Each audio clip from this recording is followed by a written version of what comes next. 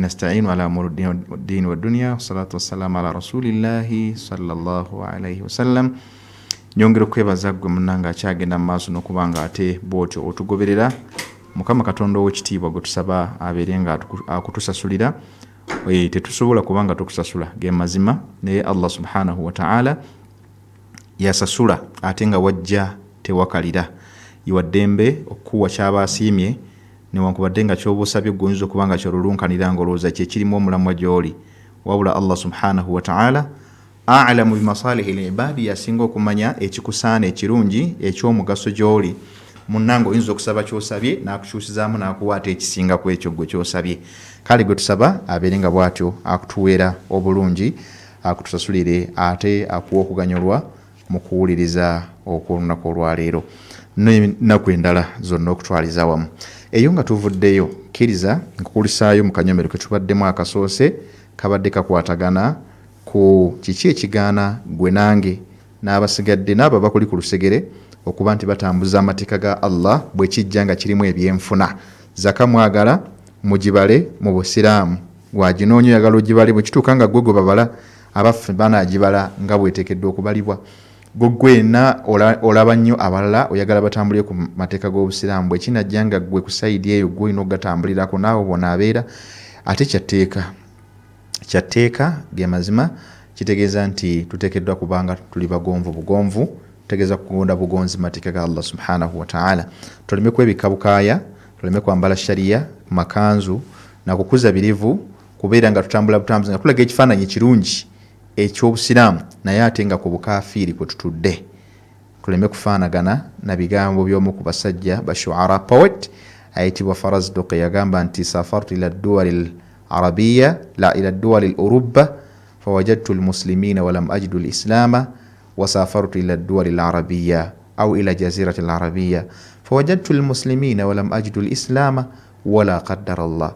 Yagamba nti natambula n'engenda ku kitundu kya Europe oba mu kizinga kya Europe n'ensanga y'abasiraamu naye ng'obusiraamu tebuliiyo. Ate n'engenda ku sayidi eya Asia, dual Asia oba Asia kyekimu, n'engenda mu bitundu bya Asia oba ebya Buwarabu fawajadtu al-islaama walam ajidu al-muslimina, n'ensinkanayo ate gundi abasiraamu naye ng'obusiraamu tebuliiyo. Enzivunula y'ekyo kyetegeeza nti omuntu omulaba ekifaananyi kya busiraamu naye nga byakola ate bya kikaafiiri, ali opposite we. The looking it contradicts with the action. Endabika ate kubagana naki n'ebikolwa. Tuleme kubeera bwe tutyo. Ntumirako ku Sheikh Hassan Tayyib Mutumbaawo Nabweru, Sebo mukadde wange, ne Sheikh Sinan Zaidi wa Kinyankaali, na mwenna betwayita mu mikono gyammwe abasomesa baffe abalungi. Tusaba Allah tabarakahu wa ta'ala batusiimire. Sheikh Uthmani Nsimbe nga bulijjo sikwerabira, wonna wooli bakuntusizeko salaamu yange nti assalamu alaikum wa rahmatullahi wa barakatuh. Imamu Qusay Mbepo ne Sheikh wa Sharia, seeka waffe mmotoka ya Sharia, Sheikh ya Rabbi erinnya teriŋŋendako, Sheikh Lubowa Ali wonna wooli ssebo naawe nkuweereza salaamu ti assalamu alaikum wa rahmatullahi wa barakatuh. Waakiri ataawo ku Sayyidina Abubakar mmanyi nti oyinza obutabulawo, n'olwekyo yenna abaaliko ng'awuliriza nsaba ntuusize salaamu eyo gy'ali. Barakallahu fikum, jazakumullahu khair. Barakallahu fikum. Naam, eyo nga tuvuddeyo kkiriza ate tutandikire ku bajjajja be nasabye benkakasa nti at least basembezeddwa ku mwanjo bwe baba bakyalina agawulira nga Allah subhanahu wa ta'ala kyabataddewo. Olwaleero jjajja gwe tuliko ye maama wa maama oba maama wa taata oba maama wa jjajja musajja, jjajja mwami number 1, oba maama wa jjajja musajja oba jjajja mwami number 2. That is grandpa and great grandpa. Grandmom newabeerawo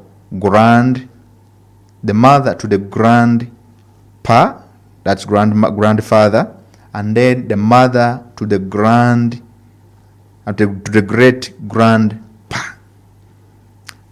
Maama wa jjajja musajja,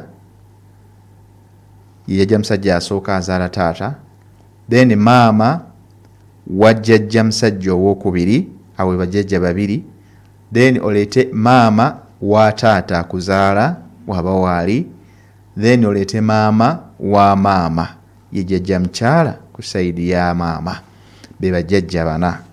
Olwaleero omusomo gwaffe ugenda okwetooloolera, mpozi oba oli awo ne wiiki ejja tuyinza obutabamaliriza olwaleero. Ekisookera ddala, jjajja mu busika bwe ye jjajja gwe tuyita aljaddu sahiha aw aljaddu sahiha, jjajja omutuufu w'okubeera nti abalibwa ku basika, allati la yadkhulu fi nisbatiha ila almayiti dhakarun masbuqun bi untha, oyo nga wakati we n'omufu tewaliiwo mwami amukonektinga ku mufu, ng'omwami oyo ate olubereberye lwe waliwo omukyala, then olyoka otuuke ku mufu. Wabula ono jjajja gwe twogerako kwe kubeera nti wakati we n'omufu waliwo omusajja yekka nga yamukonektinga ku mufu. Kuba twakyogera nti omukyala bw'abanga yemmira y'omwami, kitegeeza nti nga yakonektinga omwami ku mufu, oyo mwami tabalibwa mu basika. Example gye nagamba be baana b'abannyinaze. Baana b'abannyinaffe mmera zaabwe be bannyinaffe abawala, ba sisters. Kati nze bwe nfa tewali mwana wa sister wansikirira. Oba okusikira omwana wange, oba okusikira taata wange, oba okusikira maama wange, nedda. Kubanga maama w'abaana abo ye sister, munnange yabeera mmira yaabwe gyendi. Kitegeeza nti abaana abo wadde balenzi baba bawala babeera connected eri omufwene waffe na maama waabwe, abo abaana tebabeera basika. Wabula ate singa mu makkati awo waliwo musajja, example yanze nzadde kawala kange, nfudde oluvannyuma lw'okufa kwa taata wange, kawala kange kajja kujja direct kasikire taata wange nako.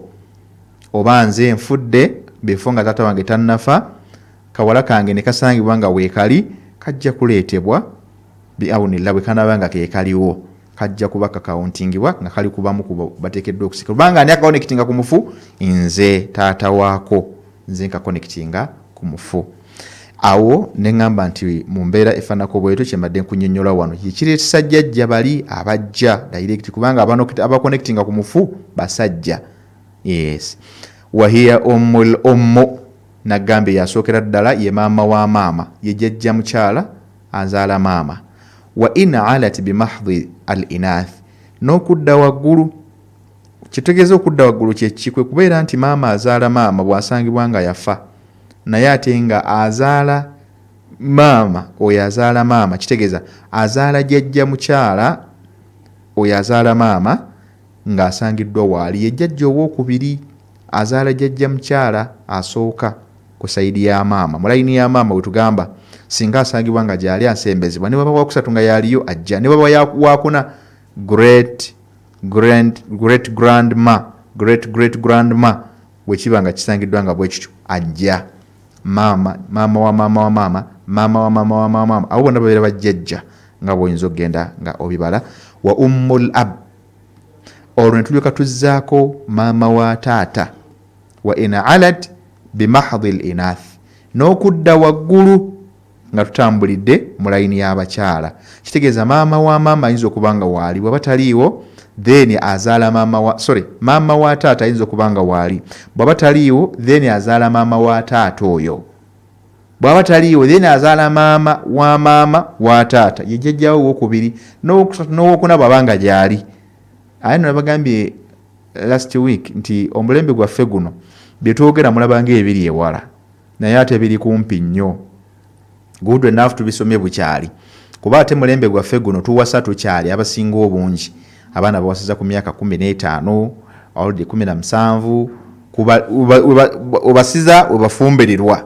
So kitegeeza nti emikisa gy'obuwangazi Allah ng'agibawadde, bajjajja abo mujja balabako.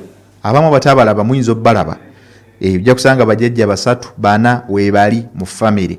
Ekyo kiri definitely mujja kiraba kubanga okusinzira kuba nti emirembe gyaffe gisemberaganye. Tetuli bali abaawasanga mu myaka 35 nga lubamukiriza nti kati omulinzi agenda awase owulidde oba omuwala tiamale kuwaza myaka bwe giti. Kati bikyaliko kigero omwana bwawulira nti kati alaba takyasobola kwebeera mbeera ng'ate alaba nti takyalina nnyo kyamaanyi kyakola ng'asaba bamufumbize oba ng'asaba bakadde be ng'abaga nti bannaaye mbadde nsaba munzikirize noonye omubeezi naga ati atukutongodde tongoza budget otuuze meeting ofune omukyala. Ekyo kati bwe kiri ombeera efaanako bwetyo. N'olwekyo fahatani aljaddataani bajjajja babiri betusoose ye jjajja mukyala azaala maama ne jjajja mukyala azaala taata. Ababiri betusookeddeko agambye nti warithatani bi ijma'i ahli ilmi. Abo tebaliiko mberebezi yonna eri abamanyi b'obusiraamu bonna babeegattako okubeera nti bateekeddwa okuba nga basembezebwa ku mwanjo mu abo bagenda okusikira omugenzi. Wa ina alata newankubadde nga basangibwa nga bo bennyini tebaliiwo naye ng'ate ababazaala be baliwo.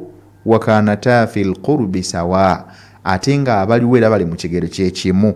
Kyetegeeza kyeki njagala ompulirize bulungi nnyo wano. Jjajja mukyala azaala maama number 1 kitegeeza ye maama wa maama original.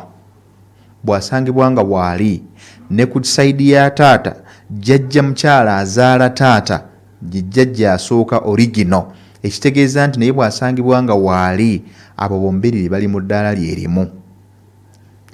Then singa kisangibwa nga abo b'eddaala erimu tebaliiwo ne tujja tusanga nga waliwo jjajja mukyala number 2 ye jjajja ku saidi ya maama ye jjajja mukyala azaala jjajja asooka ayo alyoka azaale maama. Ne ku saidi ya taata nti azaala taata yafa dda naye ate azaala eyafa azaala maama azaala taata. Kitegeeza ye jjajja mukyala owokubiri azaala jjajja mukyala asooka ku saidi ya taata, jjajja mukyala oyo alyoka azaale taata naye n'asangibwa nga waali. Abo bombiriri bali mu ddaala lyerimu era bonna bagabana omugabo wakati waabwe. Naye singa kisangibwa nga eddaala erimu ligwa ku linne waalyo kyekiriwa kwe kuba nti ku saidi ya maama waliyo eddaala erisooka. Waliyo ddaala ki? Waliyo jjajja mukyala azaalira ddala maama original. Kyokka ate ku saidi ya taata waliwo jjajja mukyala number 2 azaala maama wa taata ye jjajjaawo gwe abeera asooka. Kitegeeza amadaala gaba gaawukanye. Nkitegeera bulungi? Maama wa taata wo yafa naye ate yazaala maama wa taata wo waali. Eyazaala maama wa maama wo ayinza okuba waali nga n'azaala maama wo waali. Ekitegeeza nti eno ku maama original weebali. Ku taata waliwo duplicate. Katumite duplicate ye jjajja owokubiri. Awo obusiraamu ne bugamba nti maama ku saidi ya maama batekinga over. Lwaki? Kubanga be bali aqrabu, be bali okumpi. Awo babeera b'amaanyi. Jjajja mukyala ku saidi ya taata agenda kugwa olw'obutenkana ddaala na saidi ya maama.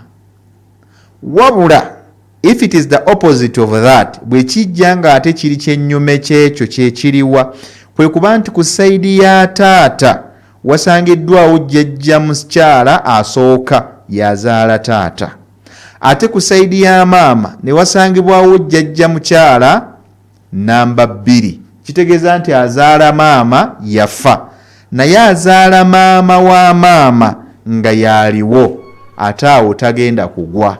Bagenda kugabana omugabo bisawiya, bagenda kugabanira wakati n'oli. Lwaki? Kubanga saidi ya maama bwe kijja mu busika bwa